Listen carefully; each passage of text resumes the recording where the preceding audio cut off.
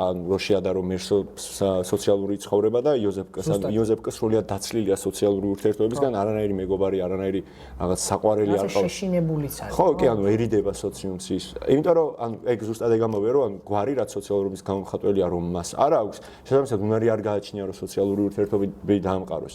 ხო, ზუსტად.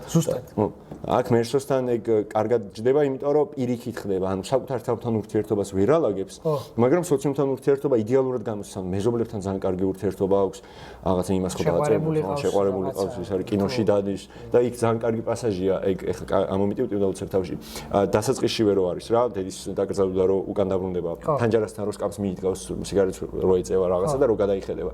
ხალხი რო ჩამოდის, რაღაცა რამოდენიმე ჩემი ნაცნობი გამოიulis ხოლმე ხელს დამექნებს ხოლმე რაღაც და კი და თან საკუთარ თავთან ურთიერთობა საერთოდ რო არ გააჩნია და ასეთი მძაფრი სოციალური კავშირები რო აქვს, ეგ ძალიან მნიშვნელოვანი ისახება ჩემი აზრით ტექსტში მაშინ, როდესაც სჭირდება საკუთარი მიმართება გამოავლინოს სოციალურ ურთიერთობებში, რომელსაც ვერ ახერხებს. ანუ სრულიად მეორე ადამიანის სოციალური მიმართებით მოქმედებს ურთიერთობაში.